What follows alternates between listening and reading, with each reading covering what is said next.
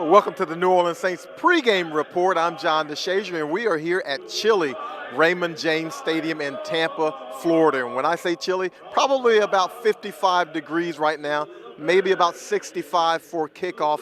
And generally, we're not accustomed to those temperatures in Tampa, Florida during this time of the year. However, that's what it's going to be today. A little bit overcast, so that might contribute to the chilliness, but it's a perfect football day for the New Orleans Saints, who are 7-2 entering this game against Tampa Bay, which is 3-6. Now the Saints obviously come in off that loss to the Atlanta Falcons on last Sunday, 26-9 in the Mercedes-Benz Superdome, and that was not the Saints we're accustomed to seeing. But those Saints will come into this game looking to break that streak. They remain in first place in the NFC South Division by 2 games over Carolina, and obviously they want to extend that or at least maintain it with a win here against the Tampa Bay Buccaneers.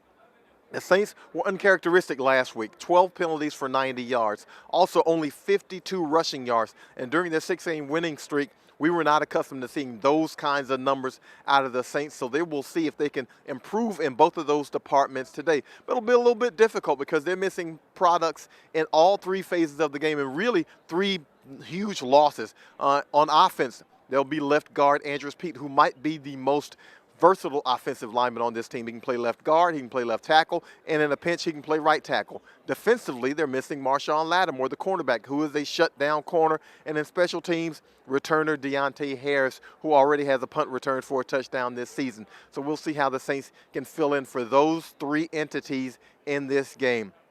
Offensively, this could be a get-right game for the Saints, especially in the passing game. Now, Tampa Bay has the #1 defense in the league against the run. They only allow about 78 rushing yards per game, but passing is where the weakness is. They allow right around 300 passing yards per game. They've given up 22 touchdowns. They only have 6 interceptions. And oh, by the way, they'll be missing cornerback Vernon Hargreaves, who was released during the week. So the Saints will go against a really young secondary, and Drew Brees will have his opportunity to really put up some numbers in this game. Michael Thomas continues his assault on the NFL record books. He's got 86 receptions for 1,027 yards and 4 touchdowns. Those 86 receptions put him on pace to set a new single-season receptions record with 153 if he continues this pace. The old record is 143, so we'll continue to monitor his progress throughout the day. But obviously, Drew Brees not happy with the results from last week, and he feels like this Saints team should be able to hopefully improve here today against Tampa Bay. Listen, we were extremely disappointed in our performance. I think we know we're not a lot better than that. And understand that, especially at this point in the season, this is a time when we really want to start separating ourselves from the pack, in a positive way, and continuing to position ourselves to achieve the goals that we have set for this team. We understand that every game you got to show up and you got to play your best, and so that comes. What comes with that is great attention to detail, great execution, great focus and intensity, and unfortunately, our execution just was not up to standard across the board. So that needs to get cleaned up. It will get cleaned up, and as a result, we'll be playing a lot better. Now, I mentioned Michael Thomas, but also tight end Jared Cook had his most productive game of the season against the Falcons. He had a season high in receptions with 6, a season high in receiving yards with 74, and he too could prove critical in this game against Tampa Bay. I think there was a lot of situations and plays in this room that guys could have handled better. And I think there was a lot of situations and plays in this room that guys could have handled better and done a lot better with. But at the same time, some of the things that they showed us, we didn't see on film, and they had a week off just like we did to kind of help prepare. So it was just a little bit of both. As far as motivation, not that you want something like this to happen, but can you use this? Obviously, so is a reset in some way, shape, or form. Yeah, I think you can absolutely, and I think you absolutely should use it as a reset. I think it's better that it happened at this time of the season than later on. For us, and I think we use this as a stepping stone to motivation and not have this feeling again, not want to feel like this again ever in the season, whether it be now or later. So use that and just keep pushing and get better week in week. mentioned Andrews Pete will be missing in this game. Well, who will replace him? Don't be surprised if it's veteran Nick Easton. Now, we know Will Clapp replaced him against Atlanta, but Easton was not active in that game. And the Saints brought in Easton this offseason to fill in as a center or a guard. They also drafted Eric McCoy, and that knocked him out of the center spot. So he might be the guy who goes in at guard, because that will allow Will Clapp to fill his position as the big tight end in the heavy lineup, and also as a backup critically at center and both guard positions. So don't be surprised if Nick Easton starts at left guard. Now defensively, the Saints gave up 143 rushing yards last week. That was the most they gave up since the season opener, 180 against Houston. Obviously, not something this defense is become accustomed to allowing. But Tampa Bay's bread and butter is the passing game. Yeah, right behind me. You hear that cannon, huh? Right behind me. They're wearing it out.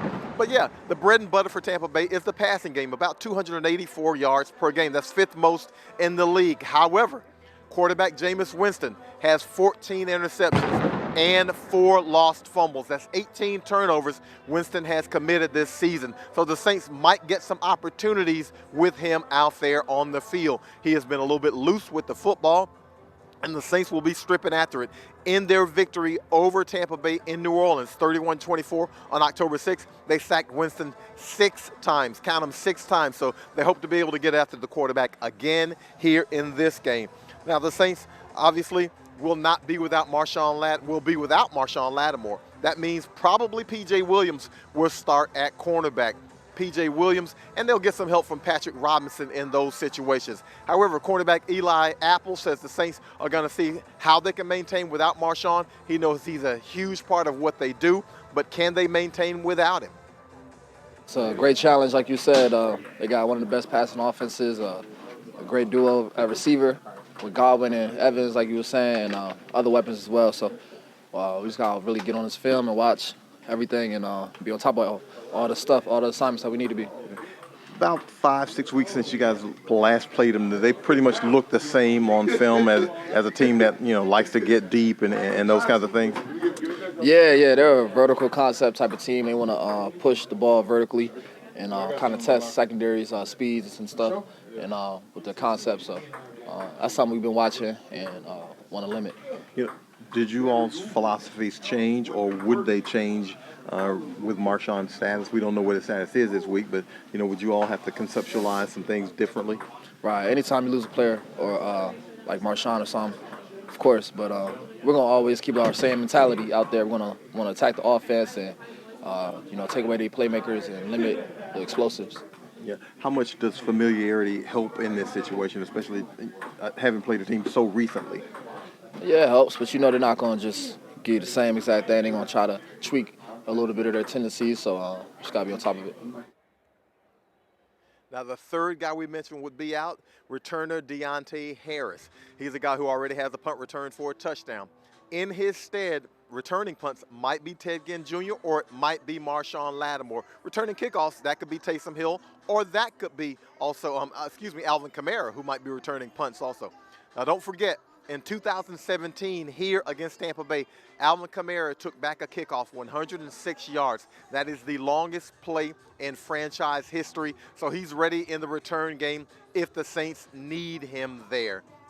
Again, back home in New Orleans, this game will kick off at about noon on WVUE Fox 8. Also, you can catch it on WWL Radio with Zach Streif and Deuce McAllister on the call. Check out NewOrleansSaints.com for a postgame. That will be myself and Mike Haas back in the studio. We'll give you highlights. We'll give you statistics. Also, live interviews with Coach Sean Payton and Drew Brees post-game. Again, I'm John DeShazier for the pregame report for the New Orleans Saints here in Raymond James Stadium. The Saints will be looking to break their one-game losing streak, if you want to call it a losing streak, looking to get back into the winning column, maintain at least a 2-game lead in the NFC South Division, and hopefully inch a little bit closer to another division title.